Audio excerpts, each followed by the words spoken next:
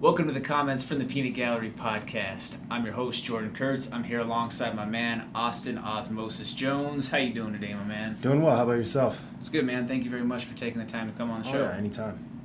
Just got out of a great jiu-jitsu class tonight. Apologize if I'm looking a little ragged out there, folks. My man right here, Professor, put me through a pretty good workout tonight, so thank you very much. Oh, yeah, for sure. Anytime. It's probably one of the best things that's happened in my career is just being able to teach people. Not even just the fact that, I'm making other people better. They're mostly making me better. I'm learning a lot from just the white belts and stuff. So starting to see things that I used to do when I was a white belt. It's kind of cool to help them correct those mistakes. And I've seen them do a lot of great things, and they come into training with a lot of questions, and that makes me better. So definitely. Yep. How much better does that make you, as a competitor yourself, going through the teaching aspect? Mm-hmm. Well, I'm looking at jiu-jitsu every single day. We'll have, moves of the week, but I'm looking at those moves every day. So each practice I come in with something new, much more detailed. So I have to articulate that to my students. So perfection, you become a perfectionist with this. And I think not enough fighters focus on the ground game, especially jiu-jitsu. If you haven't wrestled, you got to be in jiu-jitsu or something, you got to have some form of grappling. Totally understandable. I mean, it's definitely huge to be able to have some control within positioning. So real quick there, Austin, where can people follow you online? Yeah, you can follow me on Instagram, Twitter, and also Facebook, mostly on Instagram. That's going to be Osmosis Jones MMA. So yeah, check me out. Make sure you check him out online. That way you can follow all of the updates within Austin's career, not only as a fighter himself, but as his career evolves as a professor here at Factory X. Shout out to Factory X, Coach Mark Montoya. Mm-hmm. Make sure that you guys also look up the team news for Factory X here as well. There's a lot of good stuff on the horizon for people all across the board. A lot of great stuff going on with classes. It just seems like over the course of the last couple of months where I've been coming around, this room just keeps on getting fuller and fuller. Mm-hmm. It gets, it's getting fuller and fuller, and what's to me the most impressive thing is, I've seen some of these guys that came in there and it was their first day training, and I've been here for 2.5 years now, and some of those guys are giving people, tough rounds, and a lot of it is just, feeding off each other's energy, our vibration. Everyone here wants to succeed, and when we succeed, it becomes contagious, and these young cats are getting tough, so you got to stay on your toes, Absolutely. Speaking of staying on your toes, how you feeling about this next couple of weeks? I'm feeling good, man. I think for once in my fights, I'm not putting pressure on myself. The fight brings pressure, so there's no reason to add pressure to the fight. You obviously expect to win, but you're not supposed to be focusing on the outcome. Chase performance. My goal from now on until I'm done fighting is being a better fighter than I was last time. Absolutely. And for those of you that are out there listening, make sure that on September 7th, Mm-hmm. you tune into LFA on Access TV. My man's going to be fighting on national TV. Going to be lighting up the welterweight division as soon as my man finally gets this chance on the big stage to show what he's got to go. He's got a lot to offer the game. Is explosive. Is fight smart.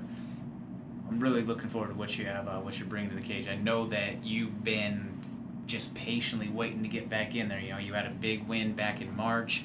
You were ready to go in June. That card fell through, unfortunately. So, kind of describe what that process was like. Maybe it was about a week and a half before the fight that it folded, right? Yep. Mm-hmm. So you basically went through the entirety of your camp, minus the last portion of your cut, pretty much. But what was that like, going through an entire camp just to have things fall through? I've been training for 6 years, been fighting for 5, and there's fights that have dropped off before. This is the most unforgiving, most humbling, and also the most unexpected sport that you can possibly be in. So the more you can just, let things happen, fights are going to drop off. But it's all about the process, Honestly, if a fight drops off, I have no problem with it because I got another 4 or 5 months of training. I'm going to be that much better, and everything happens for a reason. I think a lot of guys, they force these fights to happen, and you're not quite ready, I think when you're truly prepared, you know the fight's on its way. So that's kind of what I had to learn. And just, the past 3 years, my fights have been pretty spread out, but I think it's the best thing that's happened to me. Makes sense. Almost sounds like you have kind of a Jocko Willink good aspect to it. Do you know which video I'm talking about? No, I haven't seen that, no. So you know Jocko, right? Yeah. So I strongly Hardcore encourage you to check out this video. It's about a 2-minute clip of Jocko, but it's called Good. So for everybody out there listening, if you want something that's gonna kind of, on those days where you're feeling a little bit poor me, look up this video by Jocko Willink called Good, and he just talks about how in bad situations you can always figure out a way to find the silver lining of that dark cloud. Just like you said right there, oh well, fight fell through, good, gives me a couple more months to prepare. Got beat, good, gives me another opportunity to learn how to defend against that better the next time. Just kind of one of those things. I don't know, for those of you out there who are unfamiliar with Jocko's material, all you have to do is spend a little bit of time either reading or listening to it, and I guarantee you it will get you wanting to get up and start moving your body. And I think a lot of it is just, we grow up conditioned with a very negative paradigm in our minds. When things don't go our way, we tend to fall apart. I think a lot of it's just perspective. Two things you can control is your attitude and your effort. And I think, as far as your paradigm, a lot of it is just how you respond. For example, if a fight falls through, it's like, okay, well, maybe that guy didn't want to fight me, or maybe this promotion wasn't right for me. Let's go back to work.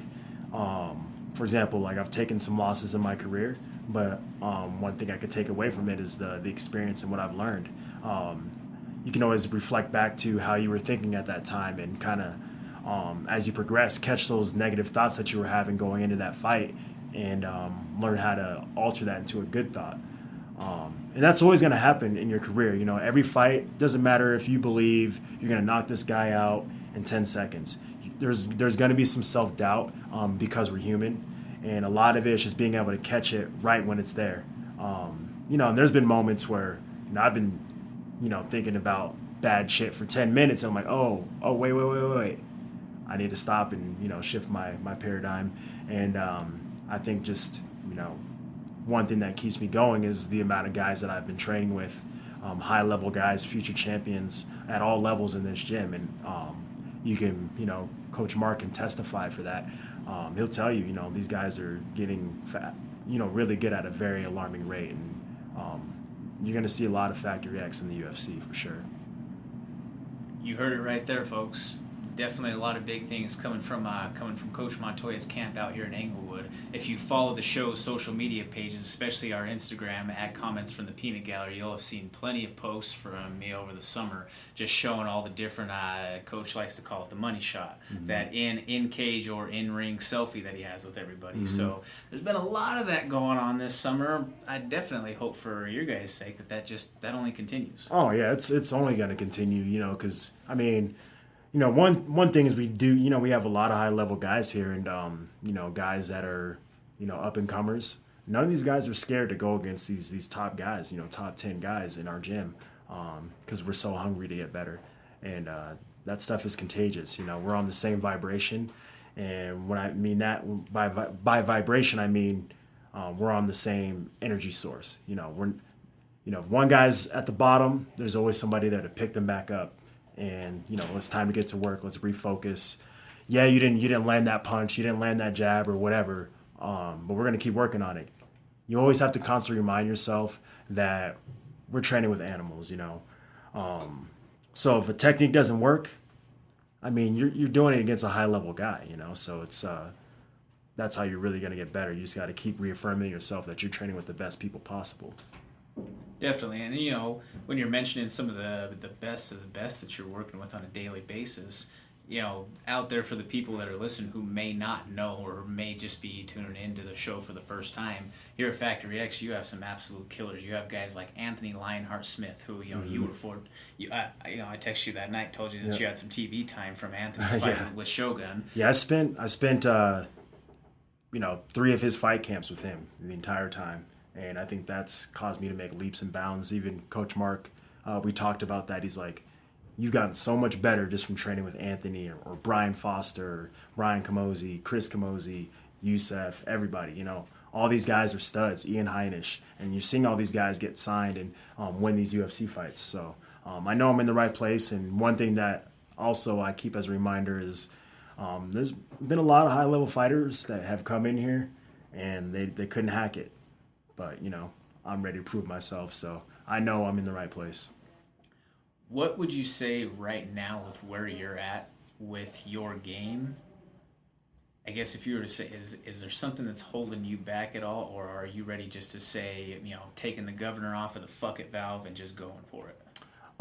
Yeah, I think, the only fighter that holds you back is yourself, You're fighting to win, but there's the dark side of you that's fighting to keep you from succeeding, and that's the main battle. It's not about the guy in front of you, and you can really read that on opponents too. If they're so focused on you, and what you're doing or what you say on social media or any of that stuff, you should bet your ass that you're going to beat that person, because the main person you should be focusing on is yourself, because you're the only one in there, and you should be trying to, chase performance, at least from my perspective. So, for me, I just want to go out there and just be the better fighter, that I was yesterday. I want to be able to beat the guy that I was last fight. You have the right mindset for it too, man. It just seems like no matter what, you're always upbeat. You've always got a smile going on. I've said it before, and I'll continue to sing your praises on that side of things. You're one of the most genuine human beings that I've came across in life. So I definitely have to tip my cap to you on that. Appreciate that, and I've been through a tough time just as an athlete. I've failed a lot.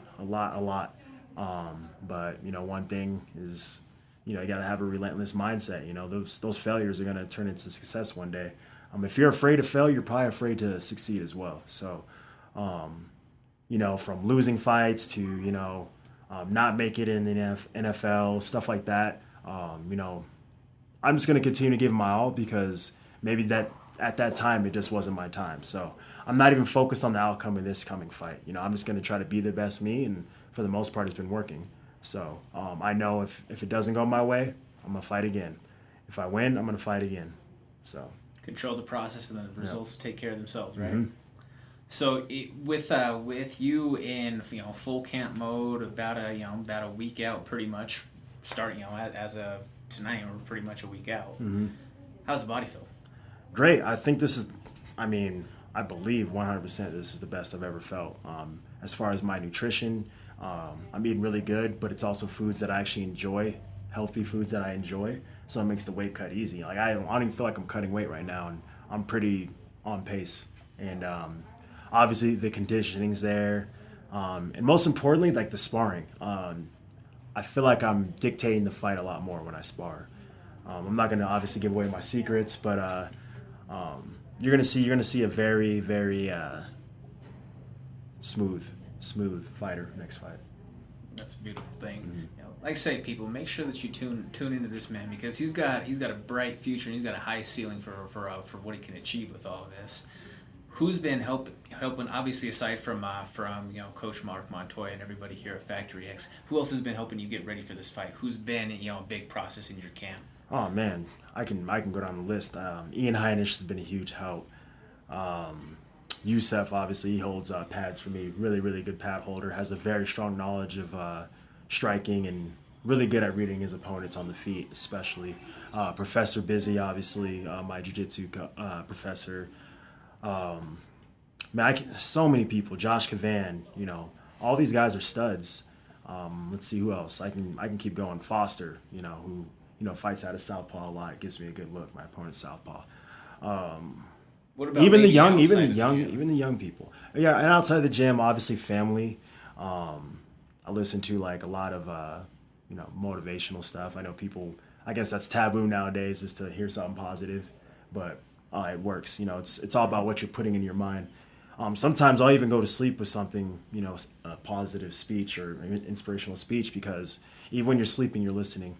So I'm just trying to surround myself with strong thoughts, because our mind fucks with us, and we got to fight back. You're fighting in here and you're fighting out here. So, but if this is strong, that means this can be strong too, even stronger. Absolutely. So, that Fearless Motivational album, that man, that's on my playlist rotation all the time. And like say, some people may think it's corny, whatever, but no, I can 100% see why listening to something like that on a routine over and regular over basis just creates that mindset of it's just basically that's maybe not like the big sharpener when you're talking like sharpening a blade like with a knife or a sword or whatever out there. That's the very fine-tuned sharpening right there. And not to mention like what it helps, I mean, at least from my perspective, is it helps you make better decisions. It gives you good advice, and where certain things that would bother most people, it no longer bothers you. And a lot of it is, also having a counterintuitive approach. Don't care so much. Don't put so much on something like, oh, it's the end of the world if I don't win this fight. It's like, no, it's not. Like, you chose this. This is for fun. It's not like someone hired you to do this. So I think a lot of it is just perspective, and once again, shifting the paradigm in your mind. We're creatures of habit, so a lot of it, we have a lot of negative thoughts. Those are the easy thoughts that we can have. So hearing, successful people talk over and over again, you start to think like them. We're all, for the most part, on the same level. It's just a matter of our decision making. You're right. And fighting is a big part. Just making decisions. You can skip the gym. You can come to the gym, go through the motions, or you can come to the gym, get your ass kicked. Obviously you can always go hard in the gym and just beat the hell out of somebody, but like, come in here and get your ass kicked. Because first of all, there's no cameras here, and if there are, who cares? And you need those beatings from those guys that have, 50 fights deep. Yep. Like, if you don't learn anything, you just weren't paying attention. No, exactly. And, or you're stuck in your own ego. I feel like too at that if you're beating everybody in the gym, you're in the wrong gym. Exactly. If you're able to walk through everybody, that you're not in the right place. And that's the beauty of this place, man. Like, there's so many people. There's guys that are affiliated with our gym from out of state. And they bring their knowledge in, and there's new people from all over. So you're never gonna run out of those guys. And that's another reason why I stay here, and I've built a friendship and a family here, and it's awesome. Absolutely, man. You've done very well as far as your outreach within, just within the community of this gym or within the family of this gym. It seems like, always online and everything there. Just kind of to tie in with maybe some of the online presence and stuff and whatnot. Who else is taking you through, like with camp sponsors or, other trainers? I know that you're at Landau. You're tied with Denver Chiropractic. Can't talk right now. Denver Chiropractic, is that correct? Correct. Okay. Obviously, we've built a strong relationship. With golfing. CFTPG. Actually, this guy took me golfing for the first time, and not very good, but hopefully I'll get back out there. Shout out to the Covers with the Doc Cover Classic down at City Park. Our Elmwood Golf Course down in Pueblo was a fundraiser golf course. It was probably one of the only times where there's been a group of 4 athletic guys that played in a foursome that finished over par. But, it was charity. Right. We had some party favors in the mix for the charity tournament. It was outside of camp, by the way. Gotta have fun, right? Right. Saturdays are for the motherfucking boys. Exactly. So, yeah, that's how it goes sometimes. And then, other sponsors like Receptra. Obviously, my manager, Jim Walter, he's been awesome. He's really helped me with the social media stuff and giving me really good advice. Like, he has a very strong knowledge of fighter's mindset as well. He's been around tons of guys. Obviously, managing Stipe. Oh yeah. That guy's gonna be champion again. Trust me. Shout out to Jim. Yep. And then just family, mostly family, friends. The simple stuff. It's all good stuff, man. Yeah. Well, speaking of, kind of transitioning into with it being the kickoff of college football season right now. You got the chance to meet a couple of Cornhuskers down at the Cornhusker fans, at least I should say, down at the. They're everywhere, at the tailgate, man. They are everywhere. I actually one of our bowl games, we were at the Holiday Bowl, and a lady from Japan was a Husker fan, and she was like, "Husker power, Husker power," and she was like giving us like blessings and stuff. It was pretty awesome, and we won. So, thank you, lady. I don't remember what her name was, but. But yeah, my heart, I still have my heart towards the Huskers. I'm always going to root for them as far as college football. Probably going to go to the game the next day. Got to get a plane ticket, all that stuff situated. Because it looks like we're driving out to Kearney. But I'm going to go hang out with some fellas. Anthony Smith will be there tailgating and stuff. So we're going to check out the game. I'll try to get a pass on the field. But, new coaches and shit. Who knows if they even let former players on. But I'm pretty sure they do. So. I mean, I would hope so. Right. I mean, freaking. Shit. You definitely put some blood, sweat, and tears into the university. Yep, and I was full-blooded, tryout walk-on, college football player, earned a scholarship and everything. So I know if I can make that possible, the UFC is definitely my grasp, and just a matter of proving myself. And I'm not doing this for anybody except for myself, as far as impressing people. So I'm the only person I need to impress. So. And I feel like if you have that sort of mental clarity with where you're at, your only trajectory is up when it comes to that. Mm-hmm. And don't get me wrong, obviously, I plan to share my success for sure. Like, success doesn't mean anything if you don't have anyone to share it with. So I'm keeping everyone in mind that's helped me come up, and we're all going to lift each other up because that's the way it's supposed to be. We work as a team, but everybody works, Absolutely. Do you keep in touch with any of your old teammates from Nebraska? I mean, I'm sure that you do too. But any guys like some of the big names while you were there were like Prince Abukamara to Ndamukong Suh to some of those guys. Yeah. Ever stay in touch or shoot some messages back? Oh, big time. And we still we laugh at the same jokes. One guy I'm still super close with is Rex Burkhead, New England Patriot. So. He just might end up with the Super Bowl ring, so check him out. Excellent running back. The white boy can run, Yeah, he's a good dude. So what's up, Rex? But I'm super excited for football. I think it's going to be awesome. Quite a few guys. Niles Paul plays for Jacksonville. So a lot of these guys are on some tough teams. Prince Amukamara, obviously, Ndamukong Suh for the Rams. And we still got some buddies in the league. And obviously some friends that aren't anymore. Still super close to them. They'll be at the fights as well. So they live in Lincoln and all that stuff. So that's pretty cool, man. Just to see how everybody's just kind of, I'm sure it's awesome for you to see how everyone's just kind of fanned out and had their rise to the ranks of success on that. Mm-hmm. Yeah, and especially when it comes to college football, and hopefully I'm reaching out to young athletes. Is when you get there, man, don't focus so much on getting to the NFL, man. There's so many great things that happen when you're there. All the locker room talks and just being at the game and, having fans, when you walk out of the stadium, you got, hundreds of kids asking for autographs and these kids know your name. Like I wasn't a big time starter or anything, but like, it was pretty cool that people actually knew exactly who I was and stuff. And there's definitely a fan base for walk-ons out in Nebraska and it's pretty awesome.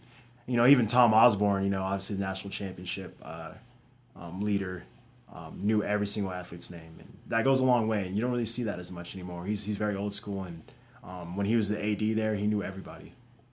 That's incredible because and especially when you're talking to college football. Old. He's old, very old. He's in his 80s, That's pretty incredible, man. Yeah. I mean, what describe to me that what it was like the first time you ran out of the tunnel, full pads on, everything to the sea of red. Oh man, so. I was a walk-on, I finally got to suit up and stuff, and I was in the back, obviously, but it was it's really hard to describe because we're talking 80,000 fans.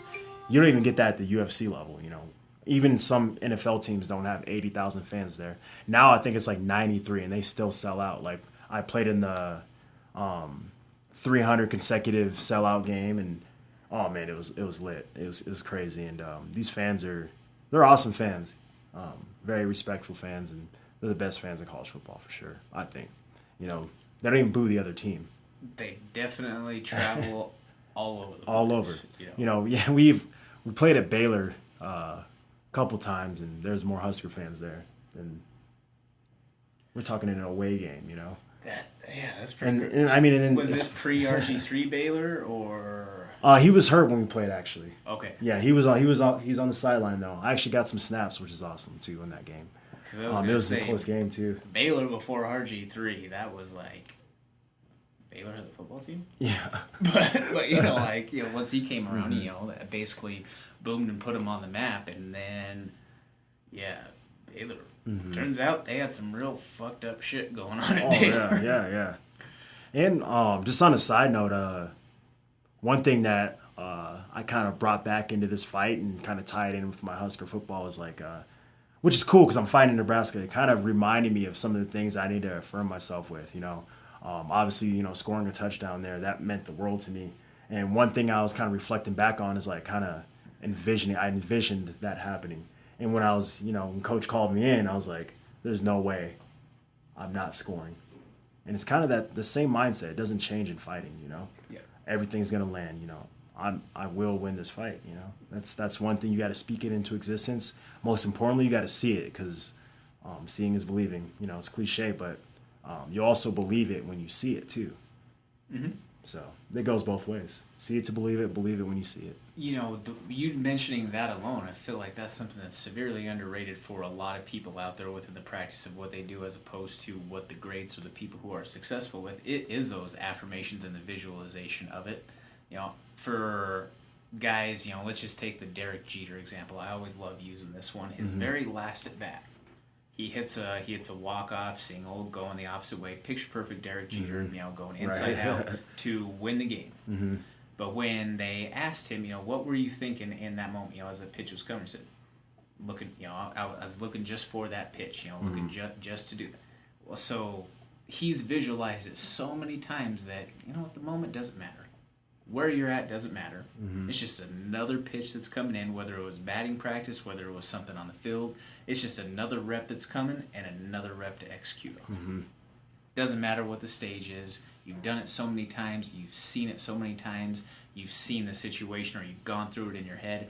Once this comes, this is exactly what I'm going to do. And executing. That way it's just reaction. It's second nature by the time it comes. It's just amazing. Just gameplay in general. It's like so many things are going on in your mind. Your adrenaline's pumping, even in baseball and so many sports where you're really tested. When you're in competition, your mind's in a different place. And that visualization, that imagination is really what wins a lot of championships. I'm willing to bet, you talk to Michael Jordan and he'd mentioned visualization and, Tom Brady. All these guys are super spiritual people, as far as their sport goes and even just in life. I think a lot of work ethic comes from your spirituality. And I'm not talking like religion or anything like that, just like what comes out of you. Like obviously we have this, but like what comes out of, everything. So and I think that's just like your energy that you're giving off. Definitely. Is what it is. Well, there's a couple of, in-house examples that just popped into my head as far as, just kind of going through that visualization and just seeing it happen so many times and then it coming to fruition. Anthony against Rashad.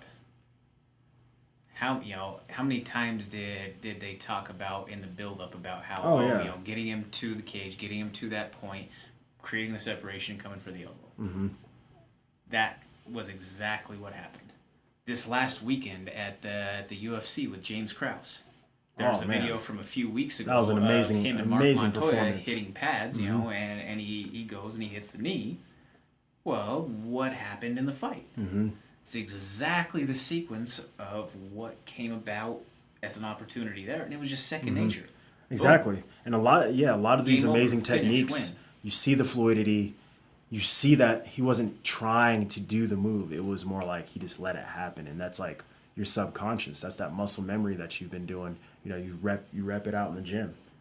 Everyone thinks like success is just like, oh, he's gifted or he's natural. That person probably did that rep, at least 10,000 times.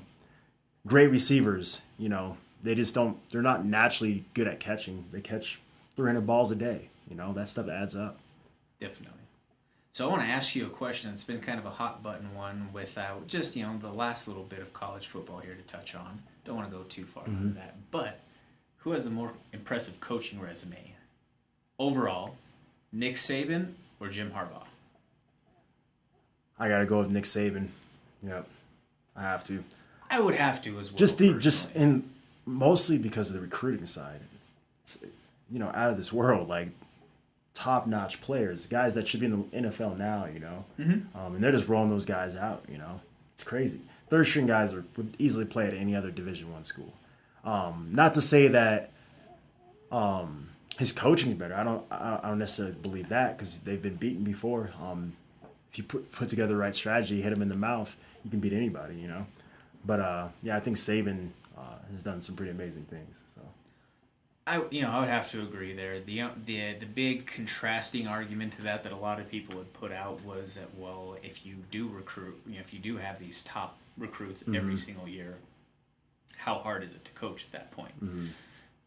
I still say that it's hard to be a leader of men. It's hard to rally the troops. Yes, you have the talent there, but just because you have all of that talent there doesn't mean that you can corral all of those different personalities, all of those different egos, those different drives, and harness the energy to funnel into one common goal, to flow into one direction. I think something has to be said for the continuity of what Saban has been able to do with that. For sure.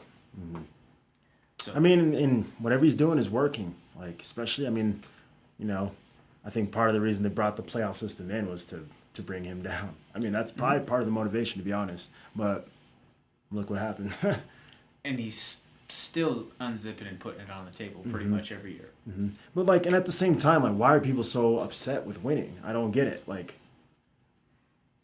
It's not fair and the ranking. I'm like, let these guys play and let's see what happens. I don't know. That's what they fear. But at the same time, then, you go and you have all of this, for lack of a better term, slapdick shit that happens in the NBA. And it's,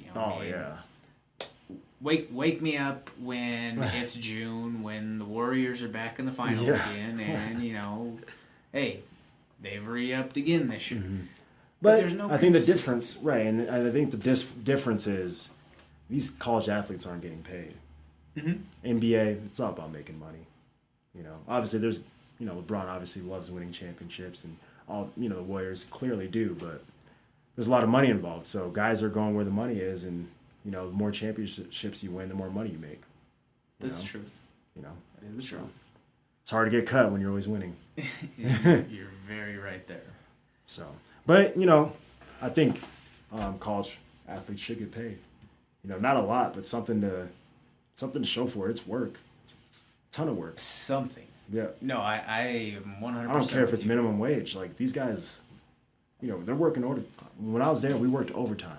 We didn't have a summer. We didn't have a summer break. We were, watching film, running, lifting, getting ready for the season. And the season's even more hectic. We got to go to class. We're full-time students. We're also full-time athletes. And we're making, tons of money for the school. And there's no return. A lot of these guys, Nothing. 2% chance of going to the NFL, And if you really think about it, every single player has contributed to whoever gets to go to the NFL, because you got to have a football team. So, I think there should be a trade-off. It should trickle down. And of that small percentage who actually go, it's even shorter or even smaller of someone who reaches tenure in the NFL. For those of you out there who aren't listening, it is 4.5 years that you have to make it through in order to get pension from the NFL. And the average career is 3 years. Exactly. And not to mention, people don't realize, these within those 3 years, you can end up on 5 teams, and never even get through a season. So imagine that with lifestyle change. You can't really have a mortgage, or you're always moving around. And that affects your family, all that stuff. And out of all sports, I still think NFL players do not get paid enough. It's a short career. Why not pay these guys? Definitely. And the money is just so much money. Every game, millions of dollars just off of one game. The gate alone. Not talking anything else. Yep. Is insane. Yep. Concessions are crazy. Speaking of NFL, news peg from today alone, and most guys in the NFL, they've worked very hard to get where they are. Some of them just don't have the ability to play at that level. I think that there's a lot of quarterbacks out there that don't deserve a roster spot above one guy. This we can one all guess guy, who that is. happened to just have a major swing of momentum, the pendulum of momentum go in his favor today, that is Colin Kaepernick. Mm-hmm. They came out and they said that there was not enough evidence there, or that there was enough evidence to proceed with trial. That there wasn't basically anything there to throw it out. There is definitely evidence of some collusion that went on between teams, which I think makes John Elway look like an even bigger jackass for what he said last week with that statement. You should have just said nothing, because now it makes you look that much worse, especially, I guarantee you, with this going to trial, Colin Kaepernick is going to have an ironclad team of warriors of lawyers that are fighting this like warriors, that are ready to pick apart every little small thing that was there against him. Yep. So I peg this question too as well. What is the difference if you're John Elway making that asinine statement that, he passed on this offer, he's never going to get this one again? Well, Brock Osweiler passed on an offer, and you gave him a second one. Mm-hmm. What's the difference? Right. We got a guy who's played in the Super Bowl. One play away from winning the Super Bowl. Against the Steelers. An excellent team. That was against Ravens. Ravens, yeah. That's right. Yeah, Harbaugh. Yeah, that's right. Yeah, that's the only reason why I remember that was Harbaugh. Yep. Yeah, but I was off on that one, but... Power outage, everything in that mix, but, like I say, that I don't know if to say that, I won't go as far as saying that he is of the top tier of quarterbacks, but do I think that he is one of 32 in the world that can be on the field? I think so. I mean, you're telling me that you have guys like, and it's not to disrespect some of these names that I'm about to mention, but you're talking two different athletes. You have Peterman, the guy from Buffalo who started last year. You're telling me that dude is better than Colin Kaepernick? Nah. You're telling me that there's guys like Deshaun Kaiser, that he's better than Kaiser? You're telling me that? Jay Cutler, all those guys. Jay Cutler, I mean, if anything, he deserves a shot. Like, right. Hundley. We know this is... Paxton fucking Lynch. Paxton Lynch is still on an NFL roster. Let that sink in. Paxton Lynch is still on an NFL roster. Colin Kaepernick, not in the league. There is something wrong with that. Agreed. I mean, people, they think, this person's making millions of dollars. They should shut up. It's like, no, like, this person has friends that don't make the kind of money he does. Mm-hmm. He's in communities where he can feel where his opinion is very valid, and we're all entitled to our opinion, and you shouldn't be punished for it, especially if it's not about skill was the whole thing, Mm-hmm. The skill is there. You go look at the numbers and compare him to other quarterbacks that are playing right now, and you can't tell me that he's not good enough to play. And I just think it's just ridiculous, There's so many ways to, I guess, take a stand, or also just to serve your country. Like, we tend to forget, people like Rosa Parks and Martin Luther King, where they weren't military people, but they've loved their country and they wanted to see great things happen. They didn't want to people to suffer, and I think that's the same thing with our troops. It's the same thing. We all do our part in different ways.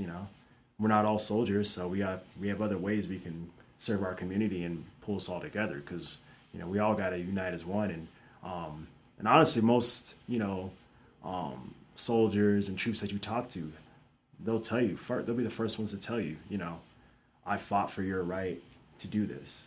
Mm-hmm. I don't care what you do with it. It was vets that told Cap to take the knee, mm-hmm. or that said that this is how they. This is what they fought. That this exactly. is what they wanted him to for. do as far as the protest. Or that mm-hmm. was the most respectful way that they can go about it, was by taking a knee. I also say this from I feel so strongly on my side of things for it, on Cap's side for it. In my grandfather who passed away a couple of years ago, right after it was during that football season where this had started as the hot topic issue. He was a multi-tour war vet.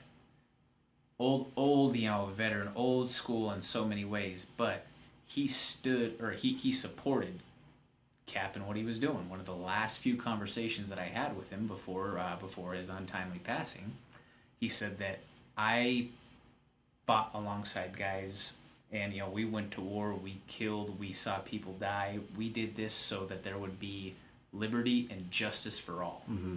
There is not justice for all back here. And not to mention, like, there were Hispanic and black soldiers, that fought in world wars and came home and didn't have rights. Like, there's still that's such a crazy argument to present. And black soldiers today that come back that are not treated well. You know what I mean? Mm-hmm. It's insane. Even just profiled, profile, exactly. It's ridiculous in that sense. There's countless videos online of it.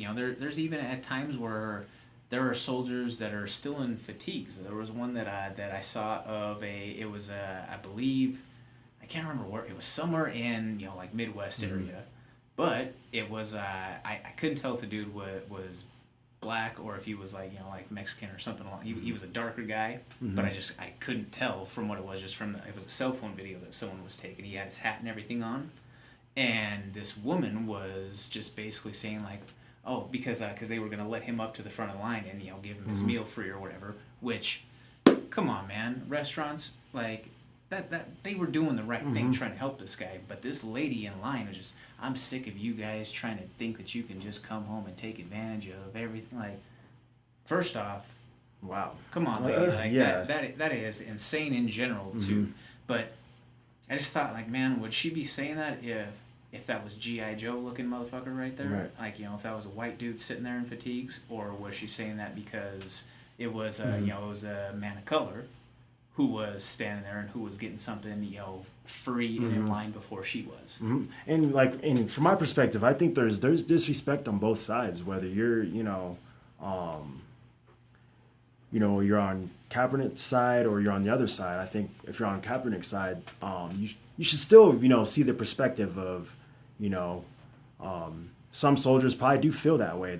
They don't like what Kaepernick did, but there are some that, totally support it. And on the other end, why are you speaking for the soldiers? How do you know what they feel? Why do you feel like they're being disrespected if they don't feel that way? Why are you speaking for them? So maybe you should do some serving then. Let them speak, if anything. And I think that's a huge issue. A lot of people that are bad mouthing Kaepernick for what he did, they've never put on a pair of boots in their life. It's like I can't speak for that, man. And I don't know shit about being a soldier. And at the end of the day, it's freedom of speech. And like they said, they fought for your right to do so.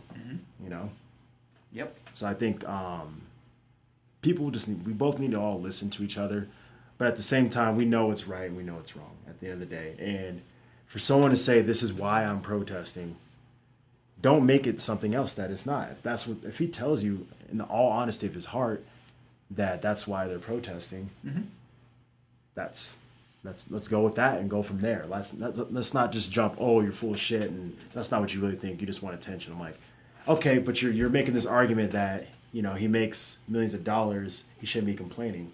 But it's like, maybe he doesn't care about the money. Maybe he just wants to see everyone working together, and especially people that look like him, to not get shot by police when they're unarmed. For example, where the guy had a concealed carry license. Yep. Told the officer, hey, and then he told him, I'm reaching for my insurance, and the guy just totally freaked out. No, I'm with you. Where someone is completely compliant, because it's always been the argument of, he wasn't complying or he was resisting this and that. We have a situation on camera where a guy was 100% subordinate with a wife and child in the car. And talking through everything that he was doing. Through everything. And it makes you wonder, what if the child would have gotten hurt, or the mother? Would that cop be in trouble or not? Because it doesn't matter. You fire into a car out of panic. That to me is could have hit anybody. Could hit anybody. Would the cop have gotten off? Does it ricochet if it's an in and out? Because their argument was, he seemed to be a threat. And it's like, well, if that's the case, if he deserved to be shot, then maybe everyone in the car was a threat. And to me, that's terrifying, because you got a woman and a child and a father. a family. Yeah. No, I'm with you 100%. Completely unwarranted on that side of things. And, you know what, I feel like a big part of it, people still get hung up on the fact of, oh, you're disrespecting the troops or the anthem. It's never been about that in the first place. And furthermore, I retort to that in saying, you know, in the effectiveness, or, you know, it may not have created an immediate level of change or action that's out there, but he hasn't played in close to 2 years now, Austin, and we're still talking about that action that he took. And he's still fighting. He's still fighting for it. He's got exactly a lot. He's involved in the community and everything. It's like, so I argue it worked. Oh, big time. It worked. I mean, the discussion there's been is had. So many ways, you know, so many different forms of protest that didn't get anything done. Obviously, violence doesn't work.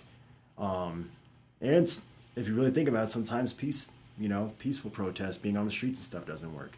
You know, because people are always going to find a reason to, right. you know, say, oh, go get a job, or you shouldn't be complaining, or blah, blah, blah, blah, blah. And it's like, obviously, these people feel something. I'm not going to tell someone how to think, you know.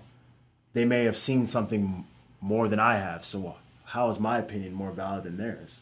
Right. You know, they might have seen their cousin get shot by police officers when they're unarmed. They don't have a right to feel a certain way. No. I think that's crazy. And I think on the other end, you know, like if you had a relative in the military and they died on the flag, then yeah, you would feel a certain way. I totally get that. And that's why I feel like we need to have a discussion, because what's in the middle of all this? Police brutality. You know? Yep. So it's like, are we not going to talk about that? We're just going to talk about something else when the whole point of the protest was that. Exactly. And please, you know, tell them how is the right way to protest if you're going to shun every other way to protest. Exactly. And, you know, I've just always argued in that sense, what better place to showcase what you have to say, or what better platform do you have in that? Fuck you, Laura Ingraham. Shut up and dribble and all that bullshit. Nah, that's some controlling type of bullshit in that way. That's just trying to stifle you. That's just basically saying, oh, you come out here, you be our toy for these couple of hours, or our source of entertainment. We're just going to turn you off like it's the TV, just like we're doing at home. Fuck that shit. You are a real person. These athletes are real people who have real connections in real communities that are a lot more ground floor than half of these people who are so just disillusioned with what goes on in the regular world of reality. These people, you know, your Fox News personalities, or some of these people who are just so fake. They not to mention, talk to them in what do they, it's like a news story. Ask them, what do they know about sports then? Why should he shut up and dribble basketball if you know nothing about basketball? You can go back and do the same thing, you know? It's like, and what people tend to forget is, like, athletes are some of the most brilliant people that you'll meet. But, you know, media doesn't portray us that way. They portray us as dumb, you know, oh, we didn't go to school, or we didn't study, or, you know, someone did our homework for us. It's like, I've been there. That's totally not the case. Everyone does their work. Everyone does what they're supposed to do. We walk out with degrees. There's more graduates than failures in college. And then at the pro level, you know, these guys, a lot of these players came from nothing, you know. They know that they grew up on the streets. It's like, they probably know a lot more than you do.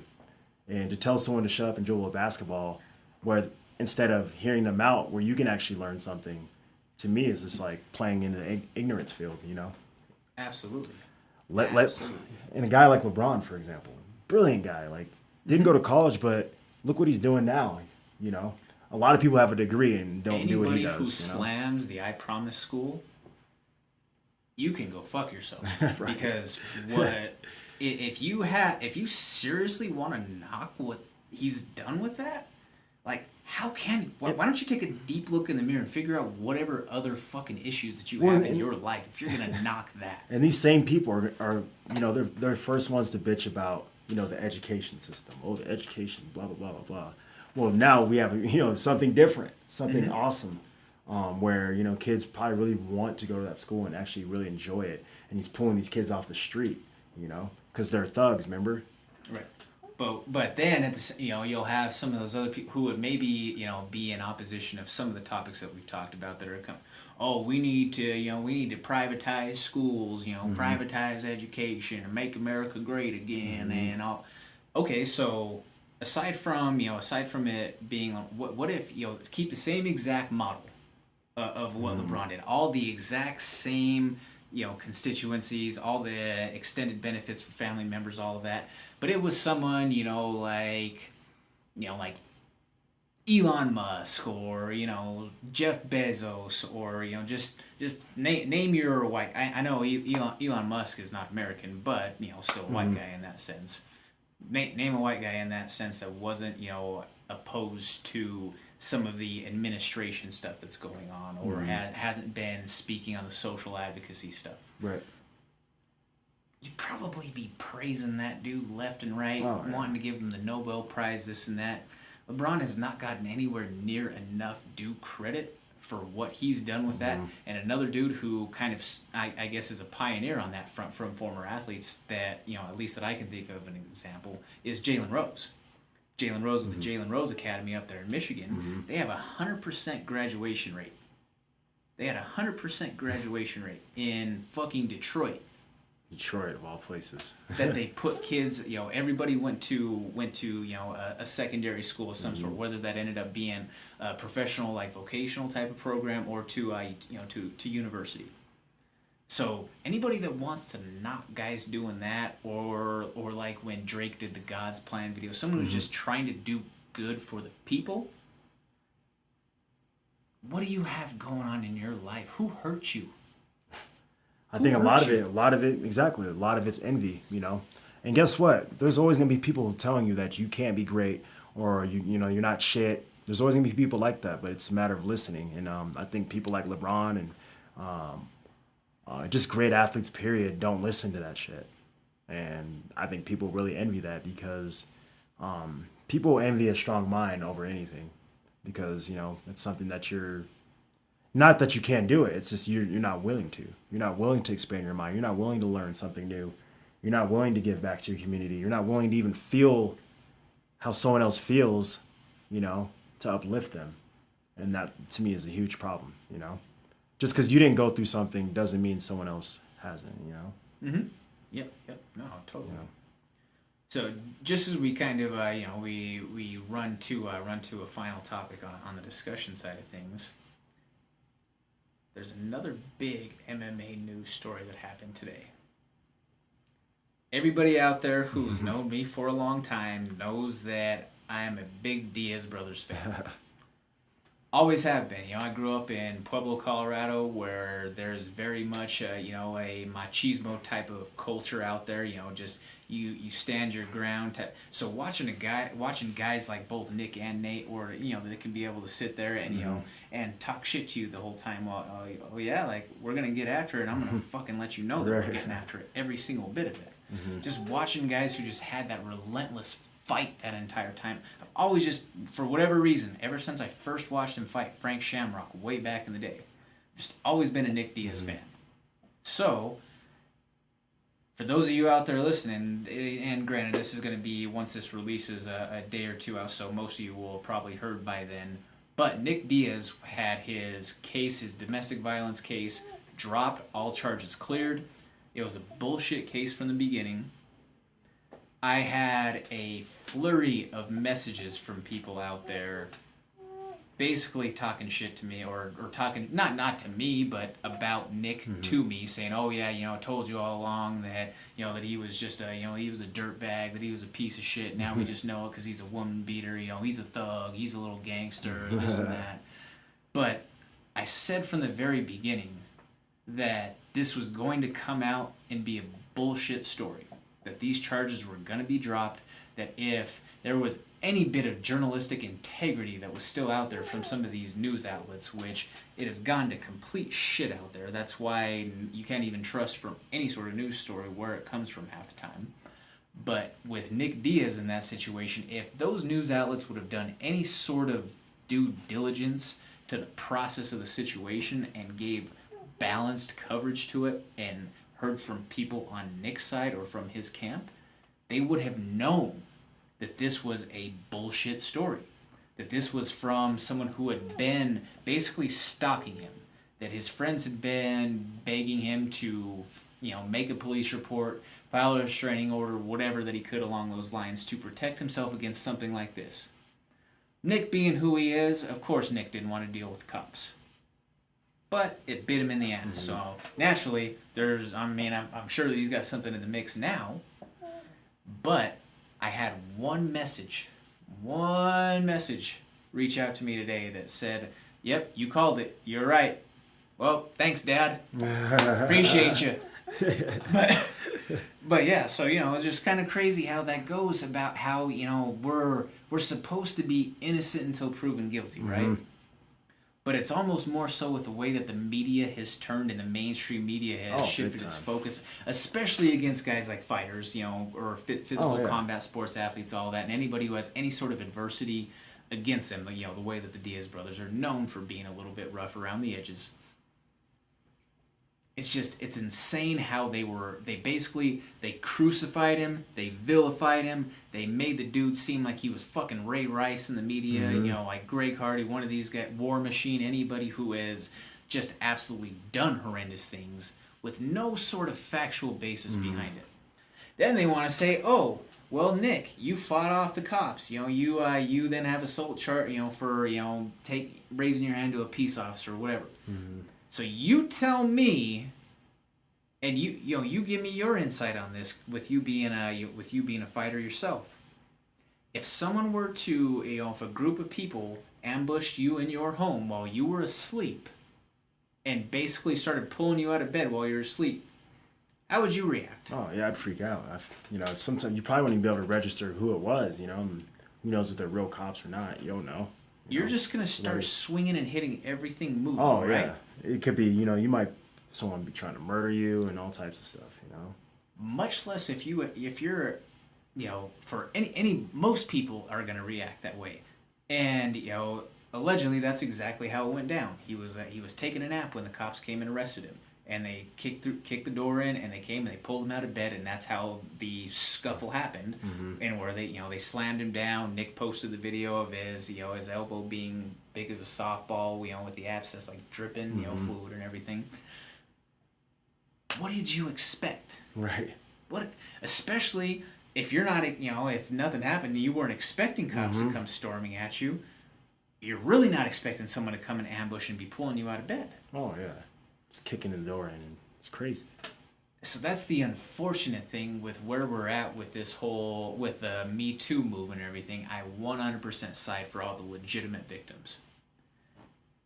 There's needed to be something done to help people who have been being victimized for a long time. Yep. But there's also the sad thing that when there are people like this woman and what she did, it also makes it that much harder for real victims to have validity to their case mm-hmm. when they come out, or in just trying to have the courage to come out and say, hey, mm-hmm. I was done wrong. And not to mention, decent men that get accused of something like that. Mm-hmm.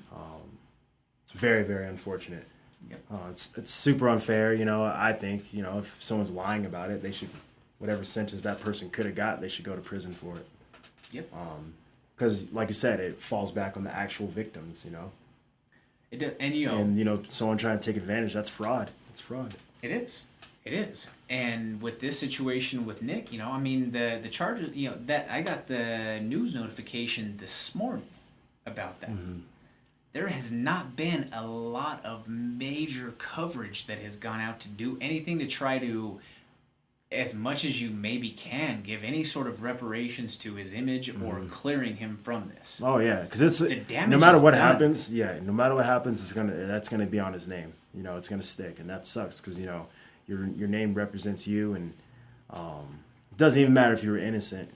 It's people don't even look that far. They don't even know what. A lot of people don't even look at the verdict or whatever. They just remember the day it happened, mm-hmm. and they don't even look any further. And they keep spreading that rhetoric. People type in, especially new fans, mm-hmm. of new fans of MMA and all that.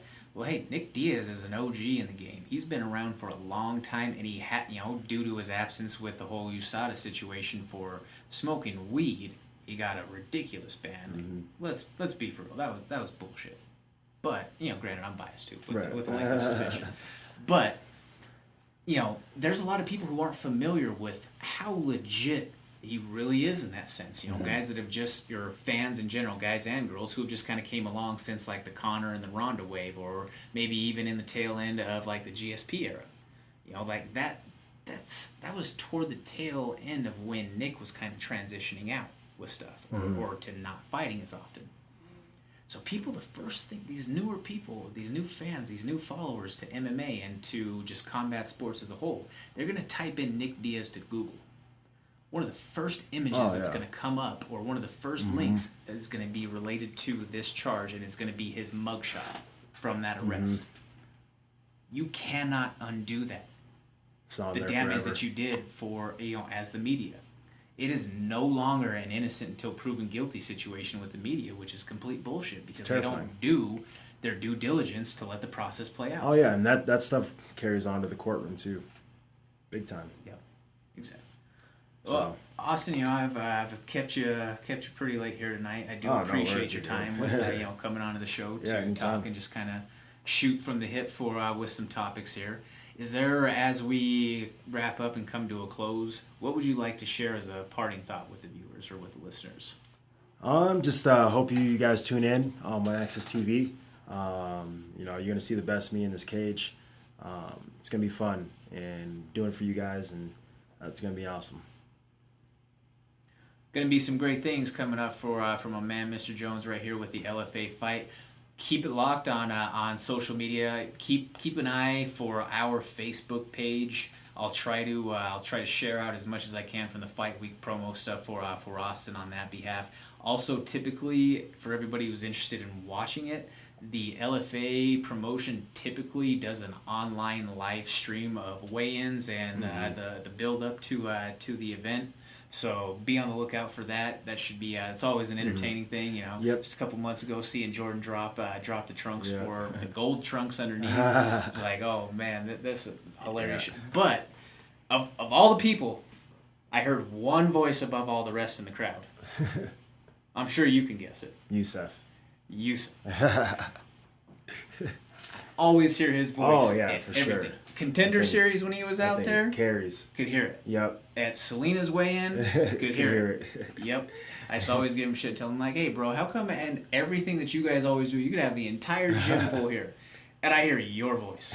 Just tonight at practice, when Busy was going through stuff. Oh yeah. You could hear Yusuf just going left and right. So, shout out to Yusuf, the Moroccan Devil Salal. Also, just want to throw a quick shout out to the rest of the comments from the Peanut Gallery team out there. Jordan Titoni. Throw a shout out to Daniel Scary Carey, Justin Osborne, Selena Rowland. We definitely want to make sure that we're showing love all across the board for everybody there, and everybody else that's supported us and shown love along the way. Brian Grinnell just picked up a win out of Conquer BJJ this last weekend. Shout out to Chris Farine, K Viso out there, Cortez Coleman. Everybody out there in the mix that's gone along. Martin Day in Hawaii, shout out to everybody in Hawaii that's dealing with the tragedy that's going on out there. So thank you everybody for all your following all along. Make sure that you tune in to Access TV September 7th for my man Austin Osmosis Jones. On the lead out, we're going to have Lion League music. Make sure that you guys have a great night. Keep it following along. See you. Dinner place for Judas, niggas claiming family, I no sacrifice. Grip a 40, sip a 40 for them gutter pains. Keep a release on the mobile for them show me nice. I ain't living right, long live the game. Maximize capital, finite physical. Fuck metaphorical, my whole life digital. Dash for that play, non-playing, I never play though. And chords get stringy when you tired line and queso. Dímelo mijo, that's what they say when I free flow. Might wet that sweet spot, that's less love me flowing. From no M state, still screaming BMO. My time is my time, homie, I speed slow. No eyes, strong ties, fuck a Rico. Give thanks, drive slow and stack peso.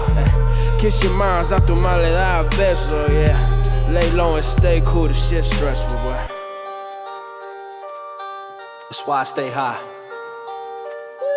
Look, there they go, macadamian, don't know a brainy in a match of cranium, so we roll up on you like Damien in that Mercedes Benz. Got weed and drink with some lady friends who got the latest shit, but they fans and shit, so I ain't hit. Damn, here go the bass again, renovate your place again. We on the Vegas strip, rockin' straight out that bodega shit. You know we so legit, with no limit like I'm Soldier Slim, but I'm more like PMC. Pinkies up, feel me? Got my soldiers with me and my youngins down the ride. Got some bread up in the hills, got some sauce up on the side. Got Tino in here working like a nigga working nights. Said your girl just ain't his type, she just tryna catch a ride and she with it, and she so committed. Damn, your boy is fresh to death and you ain't even seen it.